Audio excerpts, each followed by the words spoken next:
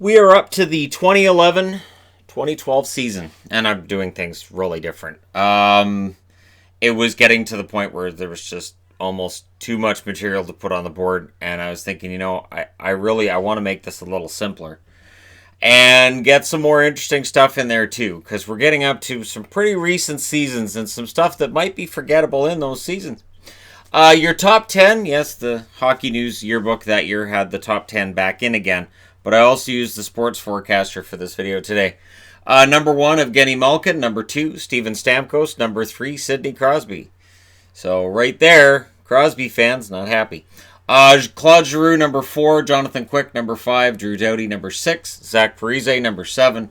Anze Kopitar, number 8. Zdeno Chara, number 9. And Henrik Lundqvist at number 10 on the Hockey News top 50.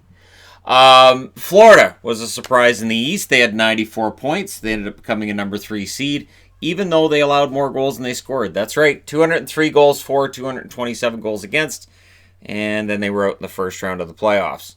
It was a team that struggled to score, and if you struggle to score once the playoffs roll around, well, you're done. The big surprise out west was Phoenix staying in the playoffs for a third straight year. 97 points. They were the third seed in the West as well. 216 goals for, 204 goals against. Unlike Florida, who were out in round 1, the Phoenix Coyotes got to round 3 before being eliminated by the upstart LA Kings. Columbus, it was a disastrous year for Columbus. I would think the most disappointing season in team history, but it has a lot of competition for that. 30th overall, dead last. They won 11 in the second half, and they couldn't win to the point where they didn't win the lottery either.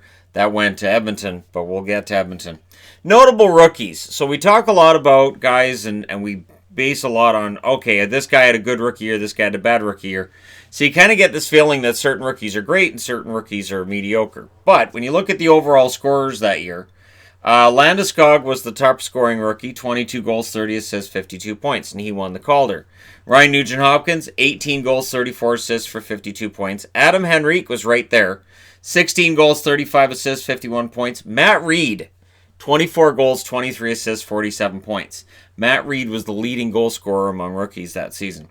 Cody Hodgson, 19 goals, 22 assists, 41 points. And further down the list, Sean Couturier, 13 goals, 14 assists, 27 points. And Ryan Johansson had a grand total of 9 goals, 12 assists that year for 21 points. So if anybody's going to say, well, Middlestad sucks, yeah, he still outscored Johansson's rookie year. And we can get into how that works. But again, you can't base 1 year and just say, all right, that's the guy's whole career. Save percentage leaders. This was when Elliott had that absolutely amazing season. Brian Elliott. 940 save percentage that year for St. Louis. Corey Schneider, 937, as he really breathes down the neck of Roberto Luongo for more starts. Mike Smith, not the doctor. Henrik Lundqvist, 930, look it up. And Jonathan Quick, 929. So your overall numbers pretty darn high at that stage. And there were only, I think, 6 players who had 80 points or more that year. 6 or 8. Not very many. So scoring is really kind of down. And you can see it in the rookie scoring. And you can see just how great the save percentages are with your top 5 goaltenders. And Jonathan Quick really emerges as a fantastic goaltender that year. The Oilers draft first overall. And they draft Nail Yakupov. And it was fail for Nail. Was the whole slogan that year. So we can look back and go, Yakupov didn't work out, but he was the top prospect. There weren't any doubts that year. Noteworthy, of course, is Toronto drafting 5th, getting Morgan Riley. The Anaheim Ducks, they dropped from 9th in the league to 22nd overall. So it's one of those huge drops, and it's one of those reasons that I look at the Ducks this coming season, 2019-2020, and I go, they could bounce back. They could be one of those surprises because they've done it before, where it looks like, well, they're done, and then they come right back. Tampa, Stamkos gets 60 goals, which is 10 goals clear of Malkin's 50, and Malkin's number 2 in the league. So remember, scoring's down, and Stamkos gets 60 goals. But they're 30th in goals against average, which means no playoffs. So So they can score a ton. They just can't keep the puck out of the net. Dwayne Rolison leaves as a free agent that summer. Guerin was a goaltender for them that year as well. Things just weren't going very well for Tampa in net. San Jose, first half of the year, 18-18-5. Second half of the year, 25-11-5. And they don't get as far in the playoffs as they'd like either. So glass half empty, glass half full. Your call on that one. But San Jose kind of feels like they're spinning their wheels. Did they kill themselves so much in that second half of the season that they ran out of gas in the playoffs?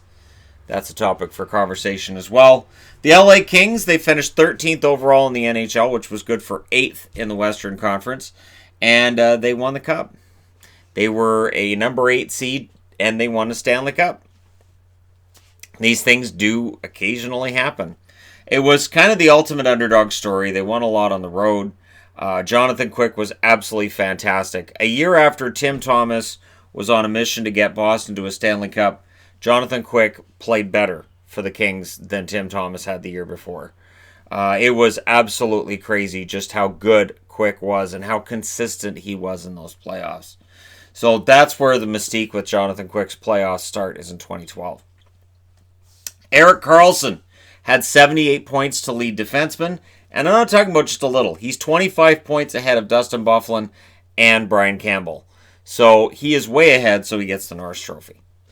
Norris Trophy goes to Erik Karlsson, and the Ottawa Senators do manage to make a surprise playoff appearance after a down year. So things are looking pretty good in Ottawa, right? And this is during that whole rebuild thing and trade out the veterans. The difference is the veterans they'd got rid of the year before were nowhere near the caliber of the veterans that left the Ottawa Senators this past season. Minnesota, well, they don't make the playoffs for their 4th straight season, so they're desperate. And desperate teams, they do desperate things. They signed Parise and Suter to matching 13-year contracts. So we look back and we can say, oh, those contracts were a bad idea. What a horrible idea that was. But Parise and Suter were needed by Minnesota.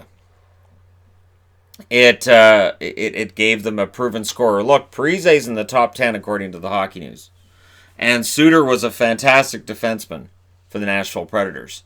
So this was adding a prime forward and a prime defenseman and giving up no assets. Just cap space. And it's fine, because at the time, Minnesota had a lot of that. And so we can look back now and go, oh, this was a mistake and it was poorly thought out. But at the time, you could kind of see how they had to roll the dice on this with a huge, overly long contract before the contracts were limited after this. This CBA would expire a year down the road. It expired that year, 2012-2013. We'll get into the whole lockout thing. Montreal, huge drop. They go from 14th overall to 28th. And you need a scapegoat if you're Montreal. Guess who your scapegoat is? It's Scott Gomez. Gomez plays 38 games, gets 2 goals, 9 assists, 11 points. And then you look at Ryan McDonough and the fact that he was on his way up with the New York Rangers, and it just all makes it look worse for the Montreal Canadiens. So this proves that Carey Price can't do it all. And Scott Gomez, he's the one taking the brunt of the blame at this stage. Again, certain teams you have to have your scapegoat, your player that you point at and go, if it wasn't for that guy, that whole Toby Reeder thing, if it wasn't for Toby Reeder, the Oilers would have been in the playoffs, because I guess he can play goal and defense and could have scored 40, and yeah, that's what it is. Anyways, New Jersey, they rise from 23rd overall to 9th. And they go to the finals, and I remember being torn. I like to see new teams win the Stanley Cup. So the idea of seeing the Kings win the Stanley Cup, I thought that was entertaining. I thought that was interesting, and I was actually kind of excited to see it. At the same time, Marty Brodeur, that run to the finals, it felt like that was the last gasp. That this was his last shot at a Stanley Cup ring. And not only that, but if New Jersey had won that Stanley Cup, I get the feeling Marty Brodeur would have won his first Conn Smythe. I really do. I think he would have won his first Conn Smythe. And so I had mixed emotions when the Kings raised that cup. I was happy for the Kings, and again, this is where that whole cheering for, cheering against team is different. I don't cheer for the Kings, and I didn't cheer for them during that run. But I respected what they'd done. I thought it was great to watch history being made. Jonathan Quick had won me over. And this was a team that had been kind of inspiring to watch. But still, the idea of seeing Marty Brodeur get his name on the cup one more time, and the potential for a Conn Smythe, it's fascinating. So it was a good finals. LA did have a little bit of trouble putting New Jersey away in the end, but they got her done. LA did have trouble wrapping up the Stanley Cup when they were ahead. It had happened again in 2014, but overall, New Jersey had a good run, and Marty Brodeur was a huge part of it. St. Louis rises from 20th overall in the league to 3rd. Why? Because Elliott and Halak are fantastic. Halak plays more games. Elliott puts up better numbers.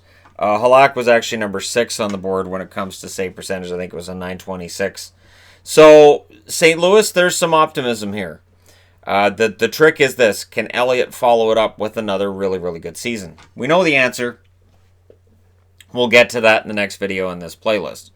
But overall, St. Louis, good year.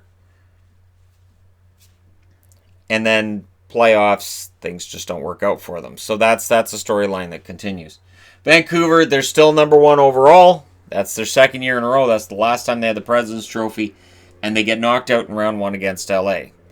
Now, the weird thing was this. LA outplayed them. But down the stretch, Daniel Sedin gets hurt. The Canucks are without Daniel Sedin for a lot of that first round. When he's in, there's questions about whether or not he's 100%. So when they lost in 5 against the Kings, which was the worst performance ever by a President's Trophy team, thanks Tampa for taking that mantle, there was a lot of uncertainty around the team, and then there were excuses as well being made of, well, if Daniel had been healthy, maybe. No, they were not stopping the Kings. And then the biggest issue with this series was going back and forth between Schneider and Luongo. This is when you're at maximum uncertainty with the goaltending. So who's your starter? Probably Schneider. Where does that leave Luongo? Awkward. So that's really when things get just into a muddled mess. And of course, it does get worse before it gets better. I assume it gets better soon because Vancouver hasn't been a playoff threat outside of 2015 for most of the time since then. So it was a huge fall. And it was a team that finished number 1 overall. And I remember going into that last week of the year, I wanted the Rangers to win the President's Trophy because I felt like if the Canucks finished first, they might be a bit lazy in that first round. And I thought there was some of that too. Feeling like, all right, well, we're number 1. We're going to do it. And they didn't. Washington, they fall from 2nd overall to 15th. They have to scramble to make the playoffs. But once they get there, they find Boston waiting for them, which is good for them because they pretty much own Boston. And Braden Holtby makes his emergence that playoff. So they lose in round 2 against the Rangers. But that upset over Boston in round 1, it really showed that Braden Holtby was an excellent playoff goaltender, which of course we know that now. But yeah, that was a great little run for Washington. Didn't go as far as they would have liked, but things were looking up in Washington at that point. You got to kind of look at your second round exits and kind of rank them, and that one didn't feel quite as bad because, again, they were the underdog, and they had still managed to knock off a top team in Boston. So there was a feeling Washington was still pretty much on the right track. They just had a rough year. So there you go. The 2011-2012 season. And let me know your thoughts in the comment section below as always. Don't forget to hit like and subscribe if you're browsing your way through, you just happened upon this video. And yeah, I made this one a lot shorter because I felt like they were really starting to kind of blow up into something, just a little bit too much. Thank you guys so much for all your support. Hit like and subscribe. Like I said, those buttons are your friends, but they don't mind getting hit. That's sometimes the good friends like that. You can just turn around, just hit them in the shoulder, hit them in the arm. I'm having a bad... So just do that with the like and subscribe buttons. And hey, thanks again for all your support. I'll talk to you again soon.